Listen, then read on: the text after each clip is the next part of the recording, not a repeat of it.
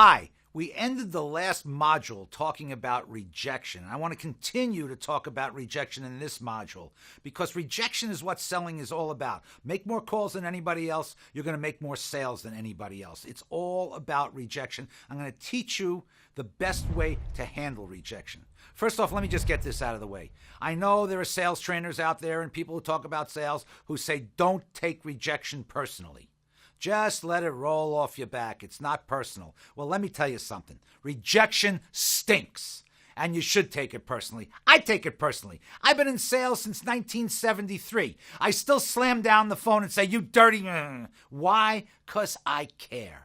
And it's personal. All those sales trainers or speakers who tell you don't take it personally, believe me, they've never sold a thing before. They've never driven 2 hours to an appointment only to have some jerk not show up. They've never spoken to some guy on the phone who hangs up on them. Let me tell you something. It's all personal, but you got to get it. And that's why I'm going to teach you to understand how much rejection you need. Because I know what you're saying to yourself. This crazy guy is telling us we got to get more rejection than anybody else. We got to make more calls than anybody else. But then he's telling us rejection stinks and we should hate it. And we do hate it and we're afraid of it. But let me tell you something. I'm going to teach you how to handle rejection by understanding how much rejection you need. Once you do that, it becomes a lot easier to take. Now, what is prospecting? Prospecting is like a funnel. What do I mean by that? Okay, you know what a funnel looks like? It's got a wide end and it's got a narrow end.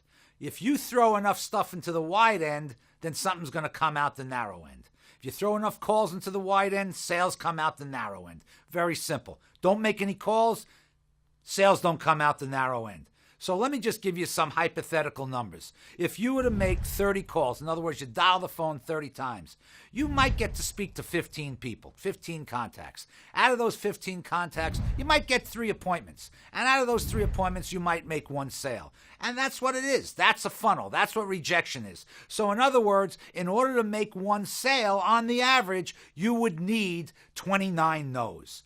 And if you knew you needed 29 no's, then it would be a lot easier to get to 29 no's. You know, most salespeople say to themselves, well, if I make a lot of calls, I'll make a lot of sales. But they can't define what a lot is. If you don't know what a lot is, what do you think you got to do? What are you going to do if you don't know what a lot is? You ever have one of those days where the first 3 people you call say drop dead? You go, okay, that's a lot. How do you know you didn't have to speak to 5 people that day? Because you don't know your averages. You don't know how much rejection you need to get to that yes. See, everybody has an average. Every salesperson in America has an average. Every salesperson in the world has an average. And let me tell you something. It doesn't matter what your average is. It only matters that you know what it is. Because if you know what your average is, then you know what you have to do every single day in order to make the amount of sales you need to make, in order to make the amount of money you need to live the lifestyle you choose to live. Let's say your average was 30 dials on the phone, gets me 15 contacts, 3 appointments, and 1 sale. If you wanted to make 2 sales every single week, well, that's very simple. All you got to do is dial the phone 60 times or 12 times a day, 5 days a week. That's it. Then it wouldn't matter anymore. Your goal wouldn't be to get the yes. Your goal would be to just dial the phone 12 times a day and get 58 no's. See, handling rejection, no's are rejection, but if you understand how many no's you need in order to make 1 sale, then the no's are so much easier to take. Let me tell you a story about a guy I know. His name was Mehdi Fakhrizadeh. Mehdi Fakhrizadeh was the #1 agent in all of metropolitan life. But he didn't get there easily. He got there because he understood the necessity of speaking to more people than anybody else. Mehdi came to this country in the 1950s from Iran. He came with the idea of going to law school, but he didn't have enough money to go to law school at the time, so he figured he'd get a job, he'd work, he'd make some money, and eventually he'd be able to afford it. So he got a job. What did he get a job doing? Digging ditches. Well, he hated the job. It was hot in the summer, it was cold in the winter. He hated it. He wanted another job. So he looked in the want ads in the newspaper, and he saw a job for Metropolitan Life insurance. There's a phone number. It said $200 a week. Now, you got to know something. Most of you are probably too young to know this, but in the 1950s, $200 a week was a lot of money. That was big money. So Mehdi goes to the interview. He sits with the manager at the office, Metropolitan Life, and he says to him, listen, I want this job, but if this is life insurance sales, I don't want to do that. I don't want to sell life insurance. I'm not selling life insurance. He said, no, you don't have to sell life insurance. He said, well, how do I make $200 a week? He said, well, let me ask you a question. can you talk about life insurance to people? We said, yeah, I can do that. He said, well, okay, this is what I want you to do. I want you to go out there every single day and start talking to people about life insurance. And I want you to get 10 people to say no to you every single day. If you can get 10 people to say no to you every single day, I want you to come back here on Friday afternoon. I'll write you a check for $200. Maybe he looks at the guy. He's a little skeptical, as you would imagine. He said to him, hold it a second. You mean all I got to do is get 10 people to say no to me every single day, and you'll give me a check for $200? He said, yeah, I'll give you a check for $200. He said, well, hold a second. That's so easy. I can get people to say no to me all day. The manager said, well, fine, then let's go out and do it. So Mehdi takes the job. He goes out and he starts getting people to say no to him. This is a pretty easy job. But you know what he told me? He told me that every day as he was getting people to say no to him, somebody would ruin his day and say yes. Why? Because that's what selling is. Selling is talking to more people than anybody else. Because the more people you talk to, the more prospects you throw into the wide end of the funnel, the more that come out the other side. And Mehdi, he became the #1 life insurance agent in all of Metropolitan Life.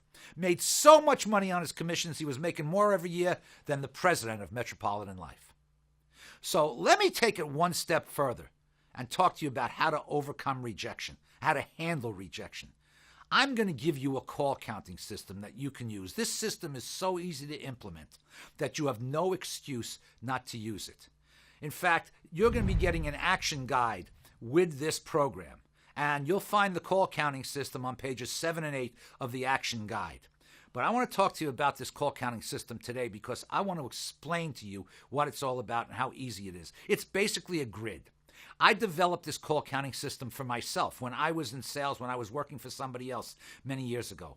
And why did I do it? For a couple of reasons. One, I needed to know my success ratios. I wanted to know literally how many times I had to dial the phone to get to a contact, how many contacts I had to speak to get an appointment, how many appointments I had to go on to close a sale, and how much each sale was putting in my pocket. I was working on straight commission. I wanted to know how much the average sale was putting in my pocket.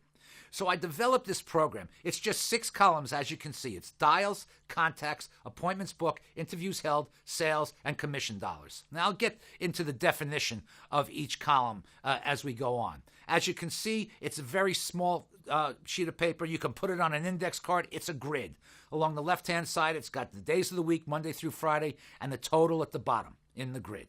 And all you got to do is make tick marks in each column, total them up at the end of the week, and after a number of weeks, and we'll get on to that later, you will have your average. And again, it doesn't matter what your average is. What matters is that you know what it is. Another reason I made it so simple is because I hate paperwork. And I'll guarantee you that you hate paperwork. In fact, most salespeople hate paperwork. Why? Most salespeople became salespeople because they didn't like doing homework in school, because they don't like paperwork. So they figure, well, I become a salesperson. All I got to do is talk. I don't have to do paperwork. So they get their first sales job, and what do they get loaded down with? Paperwork. Salespeople have so many complicated systems, and you know what they do with those systems? Nothing. They don't use them. And if you don't use them, they're worthless. This system is beautiful. You know why?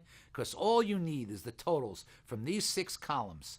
And you can know everything there is to know about your sales process and your sales success or failures. And it's so easy. That's why I did it. It's easy to do, so you'll do it. And if you do it, it's going to work. I guarantee you, you keep track of these numbers on a weekly basis and total them up every week and get to your average, guarantee you it will work for you. So now let me explain what each column means. First of all, dials. A dial is a dial is a dial. As long as you physically dialed the phone, that's a dial. Whether I don't care if you got a busy signal, a wrong number, a voicemail, a dog barking, a 9-year-old kid, a dial is a dial is a dial. You dial the phone. After you finish dialing the phone, put a tick mark in that column, under the dials column, for the day you're making the dial. So for instance, today I'm doing this program. It's on a Thursday. So if I was to dial the phone, I'd put a little tick mark in that Thursday column. You'll do your dials every day, total them up to the end of the week. Now, let's move on to the next column, contacts. What is a contact? A contact is not a secretary. It's not a receptionist. It's not voicemail. It's the person that you're trying to sell the appointment to. Remember, this prospecting program is about getting in front of people. It's about selling appointments. That's what we're trying to do. Your chances of selling on the phone are very slim. You need to be in front of somebody to sell. So you don't want to sell on the phone because the only thing that can happen is bad. So you need to sell the appointment. So a contact is when you actually speak to the person that could give you the appointment, the decision maker. So let's say you dialed the phone, put a tick mark in the column. You got somebody on the phone, Mrs. Jones, you got on the phone. She spoke to you, and whether she gives you the appointment or not, you still made a contact. You spoke to a decision maker. You put a tick mark in the contacts column. Now, let's talk about appointments booked. Very simple. You spoke to you dialed the phone. That's a dial. You spoke to Mrs. Jones. That's a contact.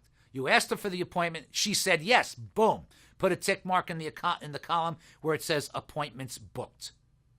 Now, let's move on to interviews held. Now, let's say you got the appointment with Mrs. Jones. You got the appointment next Tuesday at 3. So you wouldn't put the interviews held in the same column as the appointments booked because the interviews are never actually done. In other words, the sales presentations are never done on the same day you book the appointment, or rarely ever done on the same day. So next Tuesday, after you get back from that interview or from that sales presentation with Mrs. Jones, you put a mark in that Tuesday interviews held column. All right, you want those two. You want the appointments booked and interviews held column because you need to start seeing how many of your appointments are getting canceled. You want to see your cancellation rate. Sales, very simple. Every time you close a sale, put a tick mark in that column on the specific day you close the sale. Now, the last column, we could do a number of things in that column. It could be commission dollars. See, I'm trying to find out how much the average sale puts in your pocket. Now, for those of you on commission, you want to put the amount of commission dollars going into your pocket as a result of that sale because you want to see how much your average sale brings in. Let's say you want to make $100,000 in a year, and you find out that on the average you're putting $1,000 in your pocket every time you close a sale. Well, that means you need 100 sales. See, that's what we're trying to find out. Now, for those of you not on commission, you want to put the dollar value of the sale into that dollars column. Or those of you that aren't in the United States that don't work on dollars, put whatever currency, obviously, you work on, whether it be British pounds, Greek drachmas, or reals. I don't care what it is, but whatever your currency is. Obviously, I use dollars. I'm in America. So, here we use dollars. Other places, they have dollars too. But put any currency you want. But you're trying to find out how much you're bringing in on the average every time you make a sale. You could be on a bonus plan, so you want to know how many sales you need to make to reach your bonus. So again, you want to know how much the average sale is bringing in. Okay, so here's what we got. We've got the grid. And again, it's on pages 7 and 8 of your action guide that you'll be receiving. You've got the grid. You want to make tick marks in each column on the specific day that you're working. You total it up at the end of the week, and eventually you will have your average. Now, you're not going to get your average after 1 week. You know as well as I do that you can have one of those weeks where everything you touch turns to gold. And then what happens next week? Everything you touch turns to crap. Well, that's why we need an average. So you will not find a true average till after 13 weeks. Okay, in our next module, what I'm going to do is I'm going to show you exactly how keeping track of these numbers will help you in your sales efforts and help you to avoid slumps and anticipate problems before they become critical.